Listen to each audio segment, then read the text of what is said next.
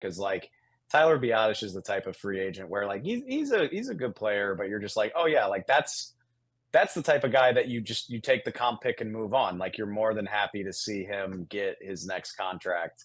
But when you lose both of those guys at the same time, regardless, at this point, it's irrelevant what you think about the Tyron stuff, but it's still two starters you got to replace. And I think it just comes down to how the draft falls for them. I think right now, I think the Cowboys are going to play Tyler Smith at left tackle. I think that is the goal, or not the goal. I think that is the plan right now because he's done it before and he played fairly well as a rookie, and it's just like it's a known commodity. But that plan will absolutely change if the tackle they like is there when they come up on the clock. Or no, actually, I'm going to step out on a limb and say there's no way they're trading up. They just have too much work they have to do and not enough resources. So if the guy they like is there at 24, they'll draft him and Tyler will stay a guard. And if the guy they don't like is there, they'll move Tyler to tackle and figure it out another way. The irony, I think I said this to Brian, to Double B the other day, like in a vacuum, I would love to add like a badass interior lineman to this team. Like, and I don't really care which one, like whether it's Jackson Powers Johnson. Mm-hmm. I feel like Graham Barton has really gained a lot in the draft group think world. Sure. Either one of those guys, like having that trio to keep the pocket clean for Dak, and also, you know, Tyler could make life easier on the left tackle. Sure. A badass center could make life easier on Zach Martin as he's kind of easing toward the latter stages of his career. Sure. I just think that would be phenomenal, but you don't have that luxury anymore. Yeah. You don't, I don't think you do. And that's why I think, if you made me bet on it today, and obviously we're wrong all the time, but if you made me bet on it today, I think the Cowboys are going to draft a tackle, and in the post-draft press conference, they're going to tell us how excited they are and how they couldn't believe that the guy with the best grade was available for them at 24. Like, that's just what I see in the future 3 weeks from now. Of course. So based on what you're saying, Tyler Smith doesn't have enough clout to be like, nah, I'm not moving, because there have been plenty of years we looked at Zach Martin and we need tackle help, but we got a lot of guards and we're like, yo, Zach, it sure would be nice if you play tackle for us. And Zach was just like, nah. So you just think at this point, Tyler just don't have enough clout to be like, nah? I think it's a little bit different, honestly, because remember the situations, like, Tyler was, first of all, I mean, I know they both played left tackle in college, but like Tyler came in with the idea that he could do either one. Mm-hmm. The phrase was left side player, and it was like he could start a guard, but we see him. I mean, they said the weekend he was drafted that they saw him playing left tackle, whereas Zach really, even during his own draft process, like Zach Martin knew before he was drafted by a team that he was going to play guard. You know, he was going against Aaron Donald at the Senior Bowl, going against interior linemen. Like that was just the scouting report on him, and he was cool with that. And on top of that, remember, Tyler got moved to tackle as a rookie before he had ever played a real NFL snap. Like Tyron got hurt in camp, and they were like, sorry, big dog, this is what's got to happen. We need you. And he did it. Whereas Zach had prime Tyron Smith and Doug Free when he got to the NFL. And so he was firmly entrenched at guard and was amazing at it. So like by the time anybody thought about Zach needing to move, he was already the best guard in the NFL. Whereas Tyler is a guy that has split time between two positions already. So I don't know if it's about clout, because I mean Tyler was second team All-Pro, was he not? I didn't make that up. Hell yeah. So yeah, like Tyler has plenty of clout from an ability standpoint, but I just think it's the expectations of like what he was when he was drafted and what they've already asked him to do. Whereas, I mean, nobody thought about Zach playing tackle until he was like 3 or 4 years in and was already gunning for like the best guard contract in the league. So I don't think that's a 1-to-1. Duke Manyweather gets passionate about this topic. I had him on, and I know. and boy, he start cussing and he start fussing with people on the internet and calling people idiots. And he says there's no way we move brother Tyler Smith away from guard. And he makes a good point. I actually did a video of 5 reasons why I think Tyler should not move, and all those points kind of align with Duke Manyweather. I ain't saying nothing about me, but I'm just saying. But there is this romanticized idea of how good Tyler really was at left tackle that rookie season, and most of it is what he did over expected, right? Like we expected XYZ, and he just showed up like, damn, all those hand problems that we saw from Tulsa, he didn't really have them, and that's cool. But when we saw him in his sophomore campaign playing guard, David Helman, you know football, you watch Cowboys, and man, every time we will run into a Dexter Lawrence, a DJ Reader type character, Leonard Williams, one of the Washington football wizard kids, one of the Eagle kids, we'll watch Tyler Biadasz go against one of them dudes. We'll go, damn, nothing he could do with those guys. But on that same token, those dudes will line up over Tyler Smith, big bad Jalen Carter, right from the Eagle. They'll line up against Tyler Smith, and those dudes are erased. Okay. And what we learned about Rain Dakota Prescott, because I'm a loud advocate for Rain Dakota Prescott, Terrence Steele and whatever turnstile left tackle, whether it be one of the Cams, one of the Waletzkos, whether it be one of the Chumas, and Chuma don't know the plays, Dak can figure out nonsense on the outside, right? Terrence Steele was supposed to give up 9 sacks that game, but Dak can move around and he can get rid of the football quickly. But when Tyler Biadasz is dying, there is nothing that Dak can do. So in my mind, I don't know what they think of Austin Richards, and it kind of sucks that we didn't get a chance to see what he really is. Man, play Chuma Edoga or Austin Richards at left tackle. Let your 2 all-pro guards be all-pro guards. Draft Graham Barton, who had 32 dudes at his damn pro day. He probably gonna make it us no way, or Jackson Powers. And just like you said, be ridiculous in the middle and just let Ford navigate the edges. That's what I think.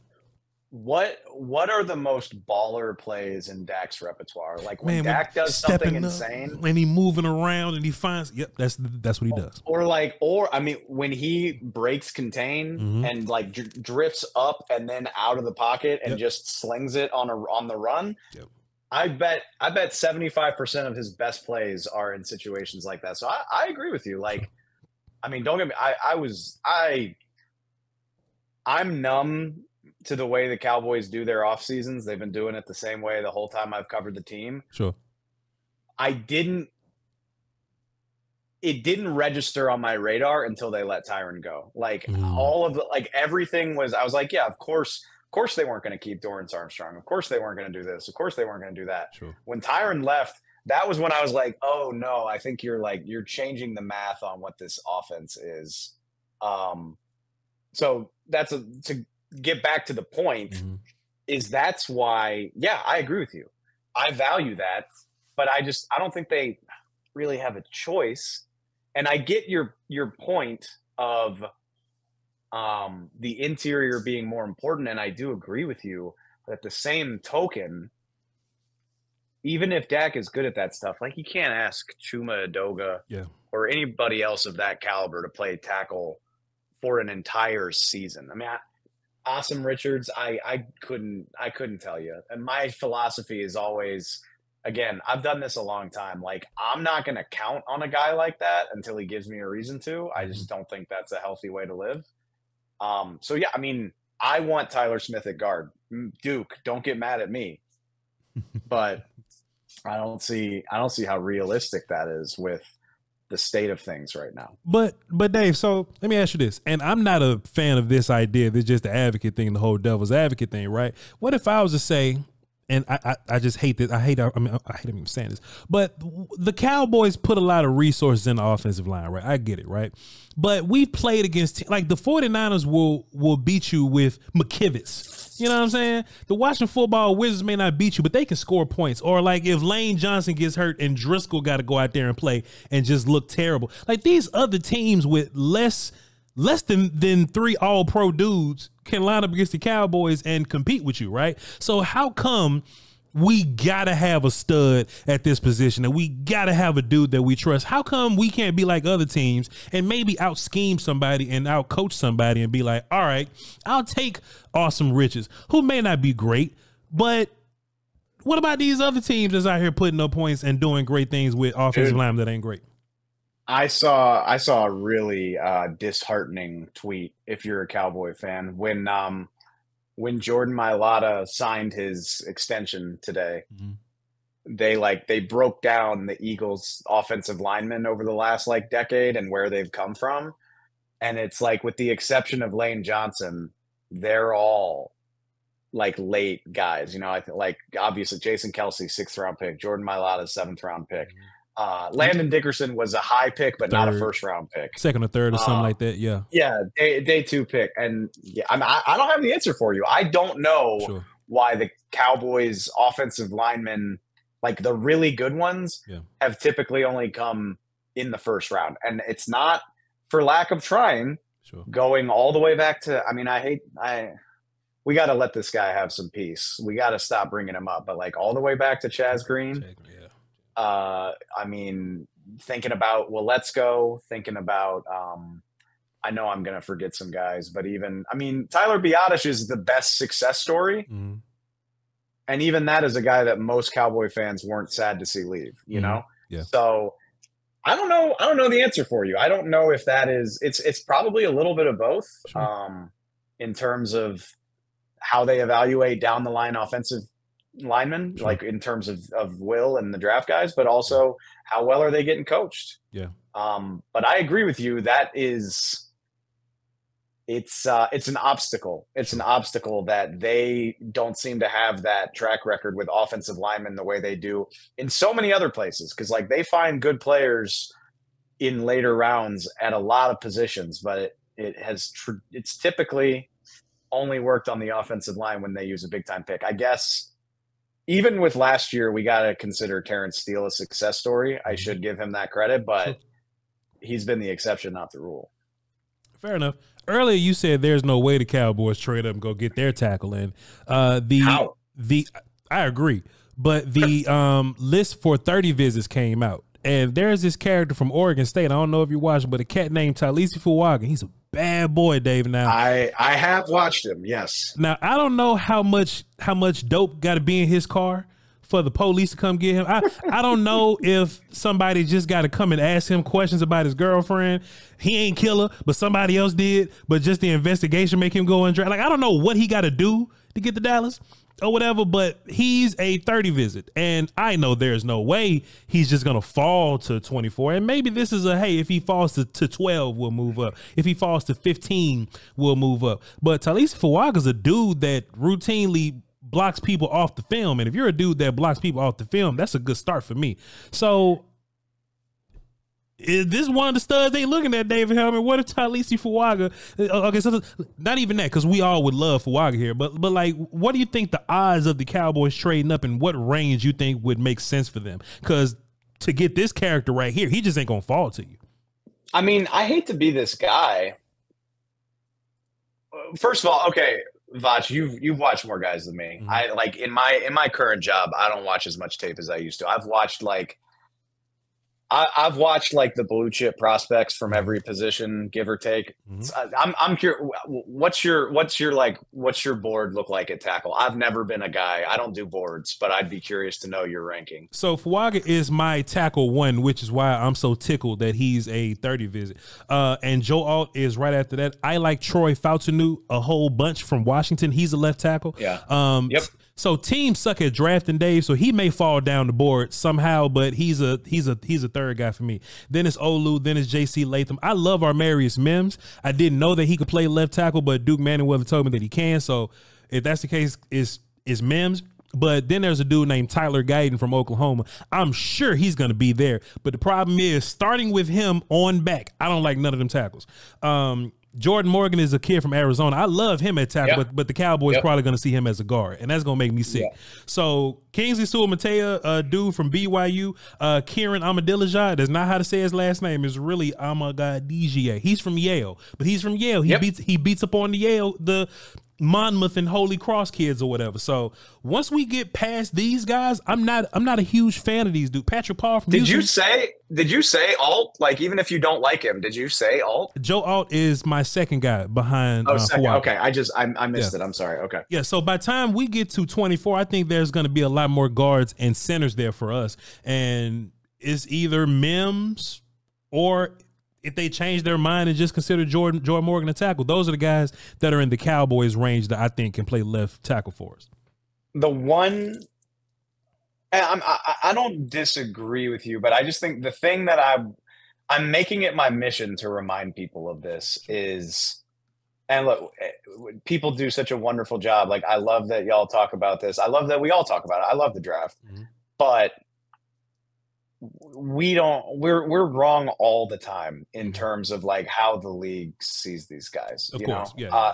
Like, right off the top of my head, the first thing that comes to mind is we were talking about Michael Mayer out of Notre Dame like all last year. He was just the presumed tight end one. Dalton Kincaid was some people's preference, but like not really. And then Kincaid went first, and then it was Laporta. Yeah. Who most people definitively saw as like behind that. Yeah. And then Mayer was, I believe, the third tight end taken like a little bit later into the second round. I only bring that up to say is like 32 teams have 32 different rankings for how this goes. So could I, and it's fun because I could see Fuaga going in the top 10. I could see him falling into the 20s because it just works out that way, where I don't think it's likely either, Voch. But I'm just saying. I'm a scream. I'm going to jail if Fuaga comes to the 20s. David, you crazy? Fuaga. I didn't think it was likely that CeeDee Lamb would be sitting there at 17 either, and goddamn if it didn't happen. Yeah, so I'm not trying to sell false hope. Sure. But we don't know the way these teams see stuff. Or like, to your point, all of these guys are so versatile, right?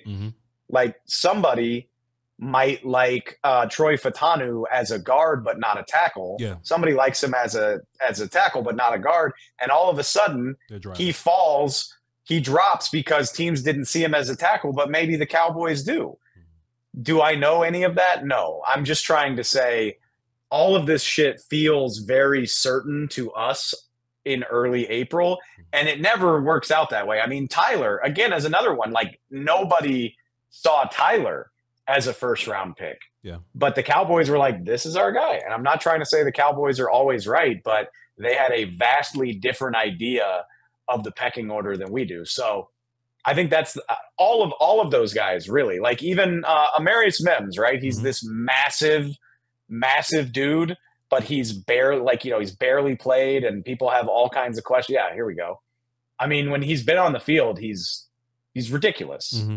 But what? How many games did he play? Like 8? He started 8, but he was a rotational guy last year. So he got like 800 snaps though, like not a whole bunch of snaps at all. The point is, like, sure, beauty is such in the eye of the beholder, because you could watch this guy and be like, ooh, the injuries and the inexperience scare me. I've got him ranked like 5th. Yeah. And somebody else is like, screw that. Watch this dude dominate people. We've got him as our tackle 1, you know? So I just always try to keep that in mind. And that way I'm less surprised on draft night when it doesn't go the way I expect it to. And to your point, I definitely agree with you, but it's not because we wrong. It's because teams suck at drafting. None of us had Cole Strange as a first round pick, but hey, how did he get here? How Rashad Penny get here? Go ahead. The beauty of this is that every single year we're going to look smart and feel like the teams are stupid, and we're going to look dumb and the teams are going to look smart. Like, there's so many variables. That's what makes it so fun. Sure. But I mean, these teams are going to make a shitload of mistakes. That's the law of averages. That's for sure.